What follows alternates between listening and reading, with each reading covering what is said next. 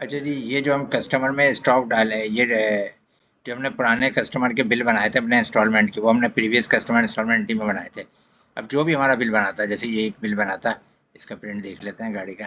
ये एक बिल बना था हमारा सुजुकी वी एक्सेल का। अब ये स्टॉक में नहीं जाएगा, ये तो स्टॉक में ये तो पिछला था ना, जिसको हम सॉफ्टवेयर शुरू कर रहे हैं, तो ये स्टॉक में नहीं गया। क्लियर, एक बात तो ये हो गई। तो सेल में कुछ भी नहीं दिखा रहा है स्टॉक में। और जो हमने परचेज ली है, अभी हमने एक परचेज का बिल काटा है। परचेज लिस्ट में जाता हूँ मैं, परचेज लिस्ट में जाता हूँ। अभी मैंने ये परचेज का एक शॉप के नाम पर बिल काटा है, इसका प्रिंट लेता हूँ। इसमें मैंने दिखाई है तो 3 गाड़ियाँ, सही है ना, टोयोटा की, 2 सुजुकी की, और एक टोयोटा की, सही है, करोला। मैं बैक टू इनवाइस में होता हूँ, मैं स्टॉक रिपोर्ट में आ रहा हूँ अपनी, जो दिखानी है ना चीज़ वो। अब हम आते हैं रिपोर्ट में, इन्वेंट्री रिपोर्ट में आते हैं हमारी। इन्वेंट्री रिपोर्ट में ये हमारा व्यू डिटेल, हम समरी व्यू में जाएंगे।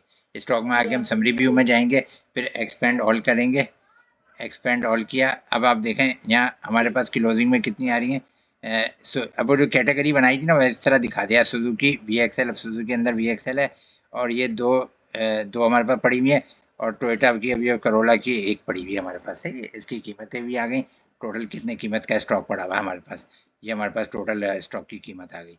तो ये इस तरह स्टॉक देखेंगे। अभी देखा उसने माइनस नहीं किया, जो हमने वो एक पिछले उसके इंस्टॉलमेंट डाली थी ना, वो उसको माइनस नहीं करेगा।